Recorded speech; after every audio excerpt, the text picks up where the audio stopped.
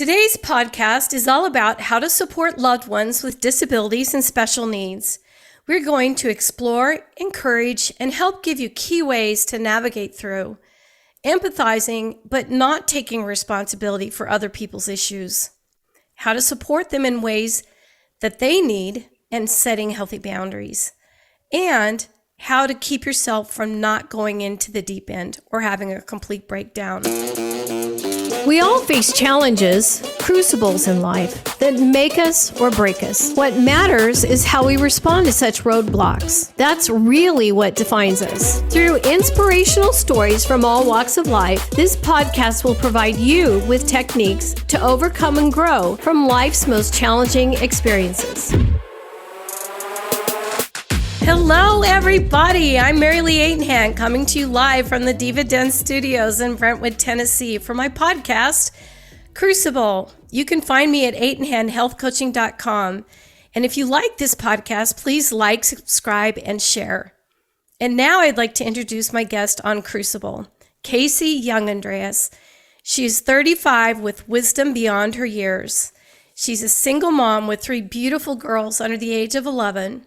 Her ex-husband is a vet that has PTSD, traumatic brain injury, and has abused Casey with narcissistic syndrome. Casey's youngest daughter suffers from Russell Silver syndrome and ADHD and autism. Casey's an entrepreneur and owns 3 businesses: Southern Style Cleaning, Design Avenue, and Awakened Wanderer, which is her health coaching business. And most importantly, she is an overcomer. So welcome, Casey. I'm so glad to have you. Thank you, Mary Lee. I'm happy to be here today. Well, it's just a blessing to me, and you've got such a powerful story that I know is going to help lots and lots and lots of people. So let's start your story with you being newly married and the moment that you recognized the unique challenges your family was facing. I married my husband when I was about 24 years old.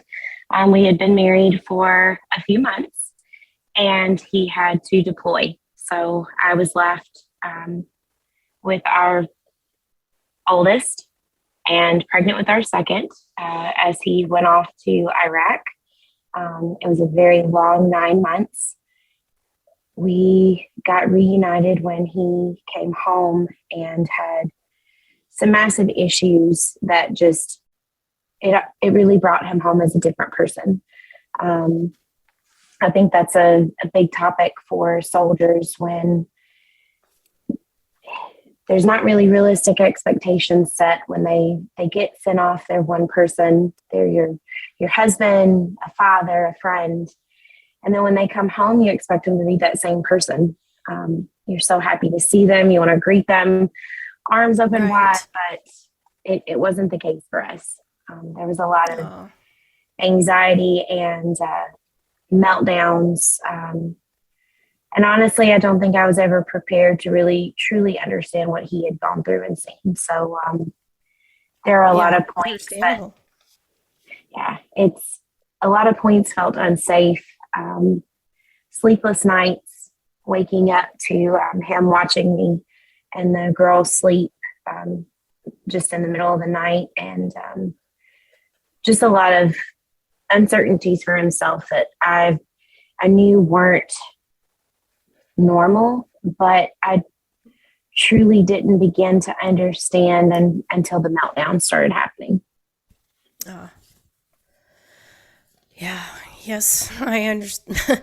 I mean, I can understand from the movies I've seen, but my uncle went through PTSD, and at that time they didn't know what it was, and it was severe, and he ended up in the Larned State Penitentiary, and it was a horrible thing. He ended up killing his wife, and it was a huge shame to my family, but it was at the end of World War II, and he was like a spy in China, giving information from with his ham radio. So he knew how to run a ham radio, and that was what started it. So, but man, my heart goes out to you and to all those military families. So, Why don't we, I'm sure you had mountains of empathy, you know, and love for what your husband was going through. But how did you learn to accept, you know, that there were responsibilities? His responsibilities weren't all on you. Honestly, I didn't learn to accept that for a few years. We went through for, I knew that I needed to create the distance when things had come up that I felt my children and I were no longer safe. I did have to remove myself and my girls to separate. But I still had this guilt deep down in my soul that I was his spouse. I was supposed to Sure. hold the family together. I was supposed to take care of my girls. I was supposed to be with my husband. And coming from a Christian background, coming from a religious home, you don't just divorce. Right. That's Yeah. really that's not your first option. So you trying to still create perfect scenarios within the home. It honestly took me years. I had to go through counseling. I had to really start trying to take care of myself to learn that I was not responsible for how he felt. I wasn't responsible for his actions, and I had to really give it to God. I think that in that time, I was raised to believe in God. I was raised to know God. I was raised to have this deep, loving relationship with Him.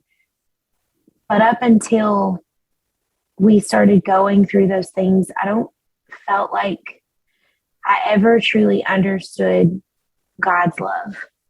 Even for me, I had to learn to love myself. I had to learn to create healthy boundaries for myself and really just step back and say, okay, I'm not God. It is not for me to control the situation. It's not for me to control him. It's not for me to control his actions. And really taking a step back and saying, okay, what am I responsible for? And ultimately, I'm responsible for myself and my It's actions. beautiful. Yes. Yeah. So now you're pregnant with Libby, and you find out that Yes. Libby has Russell Silver syndrome, which I'm sure you were like many of us and go, what? So I want you to share what that is, you know, and she has special needs both physically and mentally with ADHD and autism. So why don't you share with us about her condition first and then how you've been able to help her? So Libby was 4 months old when we realized that something was going on. We were put in a hospital room for 7 days with cameras watching us. Wow. The physicians thought that I wasn't feeding my daughter. They thought that I was starving her or that I just had not connected and bonded with her. As an infant, she did not gain weight the way that babies and children are supposed to gain weight. She was deemed as failure to thrive. We were put in the hospital for 7 days after she received her 4-month vaccinations, and she went lethargic and did not really move, eat, or do much of anything for 3 days. In that 3 days, she lost weight. And that's when, in that hospital room, the doctors realized, oh my gosh, something is wrong. They saw that she was being cared for and loved and fed. And, you know, fast forward to 3.5 years later, she was 3.5 years old when we got the diagnosis. We went through a lot. It was devastating. Beyond the problems in my marriage, I think that this was the hardest thing that I had to go through in my whole life. And Russell Silver syndrome is a rare form of dwarfism. It can also be called the Thumbelina syndrome. They are very tiny people. they do not gain weight. They don't grow the way that we would on a regular, like a normal Growth scale, scale. whatever. Mm-hmm. Yes. So Libby is 7 years old now. And to give you an idea, her little swimsuit is size 18 months and her clothes are 3T. She's very tiny. She, at one point, had 9 different doctors, specialists beyond, what I could go into detail. So it was devastating. There were many times that I was scared that she would not thrive, that she wouldn't pull through certain scenarios. And even then, I feel like that was a whole nother level of God showing me his love and his grace, and that we truly don't have control over our lives. And to give up and surrender and just say, okay, God, what are you showing me? What are you teaching me was a huge learning factor for me to just realize that, okay, I can only do so much. And I really had to grow my faith throughout this. Even now, we still have specialists that she sees. She goes into the hospital in a few days to have more testing done for hormones and growth. And as her mother, I hate to see her go through these things. It breaks my heart. Yeah. It's painful. You learn that there's truly no normal. We deal with the physical aspect of it. We deal with her special diet and the fact that she doesn't have body fat. So her immune system may or may not be as strong as, another's. But then the mental and behavioral aspect has been exhausting at points. Yeah. I had spoken with somebody a few weeks ago, and I used to joke and say, my kids better be glad that Libby was born last, otherwise I wouldn't have had any other children. If she was born first, I wouldn't have had any other kids. But it took me recently really realizing I'm so thankful for her, the amount of compassion that God has shown me through her to be a better mother, a better friend, a better person, just in general, to have empathy and love and understanding, and to put judging aside, to even put aside the fact that we feel like we need to understand or we need to know all the answers. Some things are just not meant for us to understand. Some things are not meant for us to just have everything in black and white, and to really embrace that has been, I really feel like God opens up new chapters for us all the time to just really show us how to be a family and how to be a team and how to get through this. That's beautiful. ADHD and exploring the autism spectrum has been, I'm still tender to that. You learn to even communicate differently. Yeah. Well, and you're so patient with her. I mean, the few times I've spoken with you on the phone, you're so good with her, and I just feel for you, because I know in my own head I would be thinking, what can I do? You want to step in and control, or or help or fix, or I think as moms we're always fixing problems. We are. We truly are. You're fabulous. Yeah.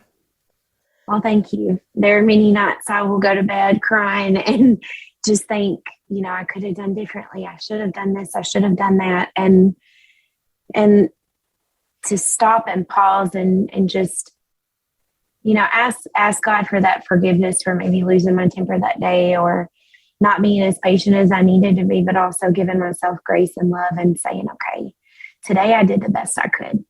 And tomorrow I'll be a better version of what I was today. You know, it's really just trying to do better. Mm-hmm. Yeah. Yes, absolutely. And that applies to anybody. I do want to back up a little bit though, because you'd shared with me that, I want to know how your husband's dealing with all of this. And I know that, you know, maybe where I'm headed. So, in the narcissistic abuse, you know, when did that start? Maybe that was right immediately. I don't know, but, and then I'll jump back to here. That I feel like it was immediately. The thing with narcissistic abusers is they're so charismatic. They have many different masks that they wear. And for so long, I was ashamed to even admit that. You have to learn a whole new level of, it's really psychology. There's so much psychology behind it that you learn. And you think, okay, I must be a weak person to have succumbed to this. But even in the classes that I teach about this now, narcissistic abusers prey on very strong-willed individuals, because those strong-willed individuals are not apt to quit, and they're not apt to give up. They want to keep going. They try to dig deeper, and that started immediately for us. Everything was wonderful. We dated, we were friends, we laughed, we could cut up and do things. And the moment that we got married, it was like a light switch just flipped. And I didn't understand. I thought, oh my gosh, what did I do wrong? What happened? What did I do to cause this? I, for so long, would walk on eggshells, thinking, okay, if I clean the house, if I have the house clean better today when he gets home, and mind you, we have children. So, I mean, anybody that has children, there's a clean home daily it's exhausting. You know, and not in the aspect that you're not a clean person, but there's going to be toys, and the toys make noises and sounds, and then the kids' laughter and just them running around and being able to play and be children. It was not a thing for us. It wasn't a thing for them. We had to be quieter. We had to basically just walk on eggshells. And even the cooking, I thought, okay, if I could just cook better meals, if I could do better. And I laugh now, because, and I certainly didn't at the time, but I'll never forget. I thought, okay, I'm going to cook something really simple. You can't mess up spaghetti. You just can't mess up spaghetti. And I'll cook spaghetti tonight. It's one of his favorite things to eat. And I would serve his plate to him. And I'll never forget serving his plate to him, being so hopeful and thinking, okay, I did good today. The house is clean. The kids are quiet. I did good today. And his meal was hot when he came home. I served him his plate, and he looked at me and said, your noodle to sauce ratio is off. Oh, very military like. Wow. I thought, you gotta be kidding me. But it was always a thing. Everything was a little off, probably. Yes. Mm-hmm. And it wasn't until I sought counseling and learned even terms like gaslighting. We would have conversations, and I honestly thought I was losing my mind. I thought that I was going crazy at a point where, we had a conversation, and I turned around a few days later and said, "Oh, do you remember we spoke about ABC?" And he would say, "We never talked about that. I don't know who you spoke to." And then everything started getting turned around to, well, maybe you have a boyfriend. Maybe you're talking to another man. Maybe you're getting me confused, to points of, if I ever thought that you were seeing somebody or cheating on me, or that you would leave me, I'll kill you. And even being told I can get away with it. I've been to war. Nobody's going to put a military person in jail. And really, in that moment, you just freeze and you think, wow, what have I done to make this person feel this way? Or am I losing my mind? Did I really not have this conversation? I really started second guessing my sanity. I imagine. Yeah. And then, in your own mind, I remember coming up with a way to wonder, okay, am I the problem? Am I the issue? God, is something wrong with me? What is wrong with me? And I came up with a solution, and I thought, okay, I'm going to remember every conversation that I have with him now, so that I can say, oh no, we had this conversation. We were standing in this kitchen, or we were in the living room, and it was this time. And we did talk about this. Do you remember? And still, no, we never spoke about that. And so I sought out the help of a counselor. At that point, I thought, okay, something is really wrong with me. And that's something that I teach women and even men, but most people that come to the class that I teach are women, is we take fault. We take ownership. Yeah. And it's not for us to take ownership with that. This is narcissism it is a psychological problem. It's a mental illness, and you can't change people. They are who they are. They get better at changing that mask.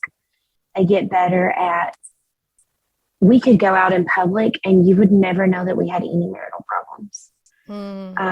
I didn't even talk to my own family for years. Absolutely.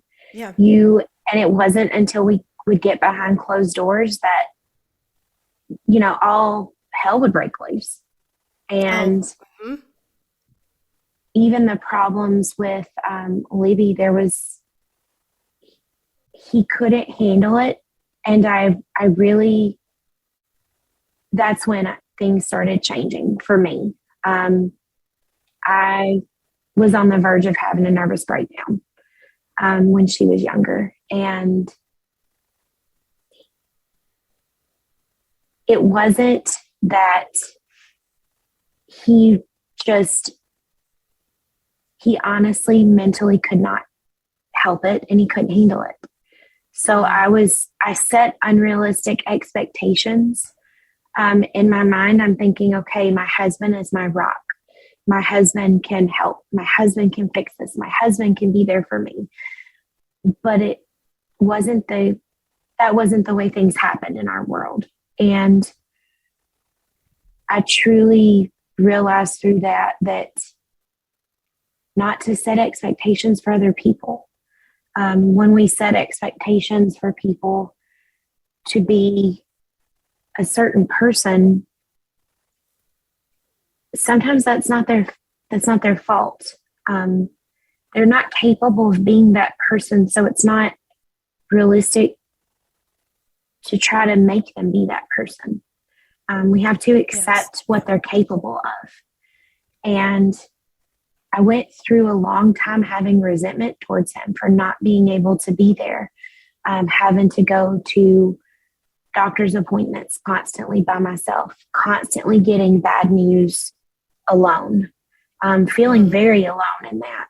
And even to the point that, and I think that a lot of people that have special needs children, I feel like go through this phase or this, it's not a phase, it's just one of the steps with this, that people are uncomfortable when you talk about it. People are uncomfortable when you cry. They don't know what to say. They don't know how to comfort you. They've never been through these situations. So a lot of the times the response from family, from friends is to, they won't call you. They won't ask you how you're doing. They won't ask you what happened at the doctor's appointment. They can't ask you because they don't know how to have that conversation with you. Yeah. And it's a very lonely path. I was going to say, yes. Down. Yeah, that just further alienates you from everybody. And if you're not getting the support from your husband, then, you're truly on your own. So what would you suggest to people, though, that, want to learn how to support, the person in need, as well as, help them with their special needs? The first how do you get through this? I think the first thing that helped me was plugging myself in. I had to learn to accept it. And even now, it's still a tender topic. My heart still feels sad at times. And number one, have grace for yourself and forgiveness, that don't shut your feelings off. You really have to feel this and allow yourself to feel it, to work through, to start healing from it. And the second thing that I can say is find a support group. My counselor, my therapist was absolutely wonderful. But the biggest thing that really, where I felt like somebody understood me, was finding the Magic Foundation. And I plugged myself into a support group of other families that are dealing with Russell Silver syndrome. Awesome. I see these family stories, and it's like my life, just in a different shape. And you hate to say this, but you find solace in, you're not alone. Somebody else is dealing with this. And absolutely. You see these other people going through this, and then really plugging yourself in and saying, okay, God, I'm not going to allow myself to feel like a victim in this. I will not have this victim mentality any longer. What can you show me from this? How can I serve you? You obviously gave me my child because you felt like I could take care of her, love her, but I'm serving you through this. What can I do to help people, to love other people, to serve you? And I stopped putting my faith in people. I stopped putting my faith in my husband to fix it. I stopped putting my faith in family to fix it, and in doctors. And I really turned to God and said, show me. That's beautiful. Yeah, and that's the bottom line, I think, in any kind of a conflict that you may have with another person, right? You want to control what they're doing. You're upset because they're not doing what you've perceived, whatever crazy expectation, and then you get mad about it. And sometimes it gets resolved, and oftentimes not. And so that can go on for years. And we both know many families that have broken families because of, the one person that won't forgive, the one brother that won't forgive the other brother, or et cetera, et cetera. But that's really, I think, a key point of just, knowing that you can't put your faith in other people. You need to put your faith in God and quit trying to control them. So, it is. I'm sorry. No, you're fine. One of the things that you just triggered, one of the most important things that I've carried with me, that I try to carry with me even now in any situation that I find myself in, is I had a mentor tell me, put your ego aside. Ego is edging God out. That's Stop perfect. edging God out. Really put that aside and really dig deeper into how you can bring God back into this to come to a solution. Yeah, that's beautiful. Yeah. And what have you learned that could help someone who's helping and supporting another person with special needs? How did you stay strong and focused amidst this huge, storm that you're in and is all around you? It's like a hurricane, a tornado, and I don't know what else, an earthquake all at once. I would love to say that I've been this warrior that stayed strong, that kept my wits about me, that didn't fall to pieces at times, but I can't say that. There are times that I still fall to pieces. I'll cry. I'll allow myself to feel it, and I've learned that that's okay. I don't always have to have this strong face that I'm some conqueror of the universe. It's okay for me to have feelings. My feelings matter, and I can't heal and I can't get through this unless I truly allow myself to feel it and to understand why. Why am I sad? Why does my heart hurt? And to dig deep into myself. But it goes into so much more as trying to understand God's will. And then even knowing that you won't always understand it and you won't always have the answers. Yeah. That's taking care of myself and not feeling guilty was the best thing that I could have done for myself. Exercise. I tell other mothers, if you are not 100% and you have not taken care of yourself, you cannot take care of other people. Even when you get on an airplane, they tell you, if something were to happen with that plane, put your mask on first. Right. If you don't take care of yourself, you cannot serve and you cannot help other people. So really, mind, body, and spirit, reading my Bible, praying, meditating, reflecting, journaling, taking time out for myself, exercising, eating healthier, really putting myself first so that I could serve and be my best version of myself to help their father, to help, my child,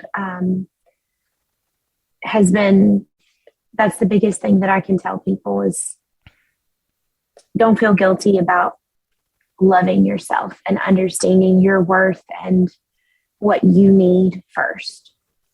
Yeah, that's beautiful. In your health and wellness, the mind, body, soul, you're so true. And your faith, how that's such a beautiful statement of how can I serve God through this. That's very humbling, Casey. That brings tears to my eyes because, it's like, how can you come to terms with things that God throws at you and you don't understand why? So, but realizing as well that you can't take care of yourself, you can't take care of anyone, not feeling guilty about that. I love that. You'd also shared with me that in your narcissistic abuse class that you teach that in how to overcome, you said you either break or you grow stronger. So why don't you touch on that? There's a point where I feel like a person has to get to say, okay, I'm not happy in this situation. What can I do to better this? There was a point in my life where I just said, I can't do this anymore. And we always feel like, okay, if we quit something or we give up, that we're failures. But that's not the case in every situation. there are strengths that I feel like God gives you to the point where you can say, okay, enough is enough, and I have to remove myself. And that was the point that I was at. I thought, okay, I am at a cross point where I have to choose left or right. And if I stay in this situation, I am teaching my daughters that this is acceptable behavior. I'm raising my children to think that this is a normal life and that this is acceptable. But even with that, through the narcissistic abuse, you change. You snap. You become, it's almost like you become somebody that you're not. And I knew that was not healthy either. I didn't like who I was becoming. I didn't like having to constantly fight or step on eggshells, or it's just not who I am. And I had this burning in my soul that there was more. And so I couldn't allow myself to break. I couldn't allow myself to crumble any longer. And I really emphasize to the people that I teach now, God can give you that strength, that faith. Even if you have faith as small as a mustard seed, stand up and move. The only thing that prevents you from having a different life is in your mind. Mm-hmm. When you make a conscious decision to say, okay, no more, there's a way out. I can make these decisions, and it doesn't happen overnight. No. For me, it didn't happen overnight. It took me a while to say, okay, I need to do these steps. I need to do these things. But I knew that I had to find the strength to do differently. And in that, I not only pushed myself to do better, but I feel like their dad was pushed to do better. When you put down those healthy boundaries, right, it tells people that you matter. Yes. And it really says, I deserve to be treated this way. I deserve to have love. I deserve to have a healthy relationship. And that's the difference. Either you will break and you will allow yourself to stay in that situation, or you find your backbone and you say no more, and you stand up in the strength that God gives you, and you say, okay, let's change this. And that's the path that I chose for myself and my daughters. Yes, and what a beautiful thing, that has turned out to be. You had shared with me personally about your aha moment about after you breaking down and bawling and thinking, oh my gosh, what's wrong with me? And I'll let you finish it.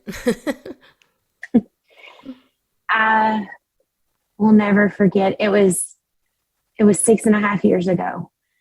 I sat in my youngest daughter's room crying, and I was rocking her. She was asleep.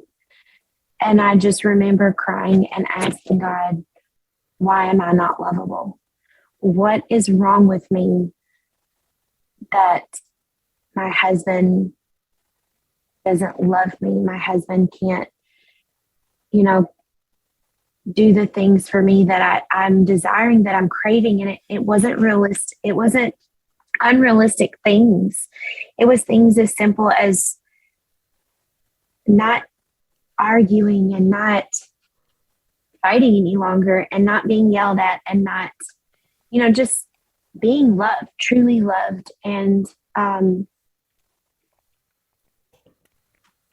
really feel in that moment, it was like God just put a series of things before me that really opened my eyes up to show me it wasn't my fault.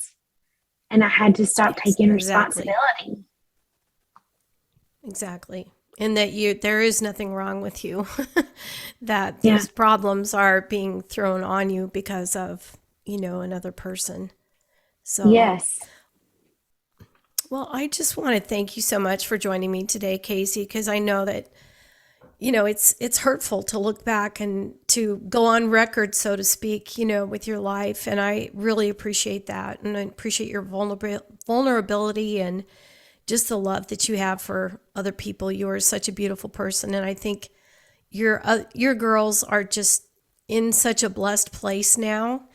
And, we're just praying for Libby, for her diagnosis, and her appointment coming up. And, but you're going to help a lot of people by having gone through this. And that's, to me, the silver lining of going through anything that's extremely difficult. You can learn to help, other people. So I didn't want to interrupt you. You were going to say something. No, I thank you. I really, I'm thankful for my life, and I'm truly thankful for all the lessons that I've learned along the way, because I feel like it's molded me into a better version of anything that I could have ever imagined. The compassion and the love that I have for other families, especially dealing with special needs and going through PTSD and narcissistic abuse. And, my heart opens up to them, but I just really want to emphasize that things can be better and things can change, and God can open up doors that you never knew He could open up to you. And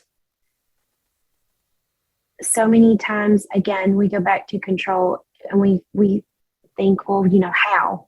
But the how-to is not our responsibility. Yes, exactly. Being faithful and just knowing that there can be a better day, and that things can always change.